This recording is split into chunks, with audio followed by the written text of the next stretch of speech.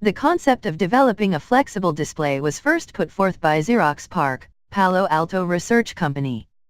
In 1974, Nicholas K. Sheridan, a PARC employee, made a major breakthrough in flexible display technology and produced the first flexible e-paper display.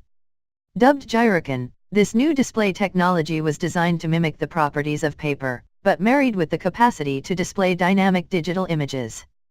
Sheridan envisioned the advent of paperless offices and sought commercial applications for Gyrocon 1. In 2003, Gyrocon LLC was formed as a direct subsidiary of Xerox to commercialize the electronic paper technology developed at Xerox PARC 2. Gyrocon LLC's operations were short-lived, and in December 2005 Xerox closed the subsidiary company in a move.